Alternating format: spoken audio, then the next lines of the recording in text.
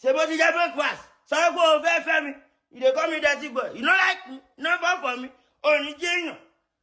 You are a Fresh water. Portable àti Laide Bakare. Portable tún gbé ewúro sójú Laide Bakare. Ó ní ṣé torí pé ó ní kí n yá ẹ́, ó ní kí n lá ẹ́, mi ò lá ẹ́. Ló ṣe wá ń pè mí dirty boy. Ẹ wo ọ̀rọ̀ ọlọ́rọ̀ kò máa ń sábà dùn lẹ́nu tèmi. Tó bá jẹ́ ẹ tí subscribe sórí channel yìí, ẹ click lórí subscribe button kẹ́ ẹ dẹ̀ like ẹ. Ó yá. Ẹ jẹ́ ká jọ gbọ́ nǹkan tí Portable sọ sí Laide Bakare.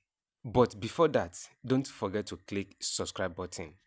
One, you dey want some go boy, go. Tí mo wà lọ́dọ̀, tí mo wà lọ́tùtù, wine. Ẹ ṣe tàbí olóyè burúkú kan. Ẹ fẹ́ trend. Say no one trend, wọ́n use me trend. Àwọn setting dey full my DM, they dey beg. Ọbẹ̀ ṣe wúkọ̀. Àwọn setting, say na all of una get money. Ṣé o gbọ́n ní àádìí fún mi ọ̀rẹ́ lówó lọ́wọ́ ni? No be package, particle every body ní yàyà wèrè ni.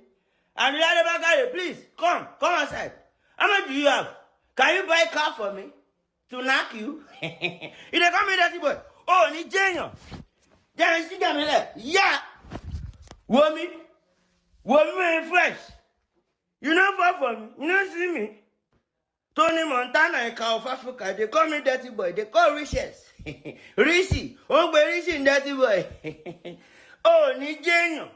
Kò ní ra gbá fún àwọn tẹ́jọ́ ṣe interview. Ẹ fẹ́ fi mí kọ́ bọ́dì, má tún padà fi yín lógo ni. No be you go do interview say when your husband cheat Laide Bakare.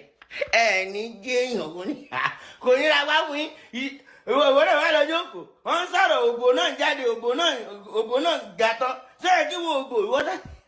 Ìwé ló pàkó láyọ̀ ògbó já fọmọ́ fúrọ̀. Every shade ni ògbó tó ti tán dín, ògbó don finish for your body. Ẹ wá tún wá lọ fowó ṣèdì. Gbogbo àwọn aládùúgbò lẹ́ti dọ́dọ́. Gbogbo àwọn industry people lẹ́ti dọ́dọ́. Ṣé wọ́n yìí? Ẹ̀fẹ́ tó kọ́kọ́ sí i. Ṣé mo yẹ àwọn sẹ́ẹ̀tì tó wà díẹ̀ mi ni? Tẹ́wọ́n bẹ̀bẹ̀ pé ká pa wọ́n tá pa wọ́n àwọn ìyàwó níyàwó. Ṣé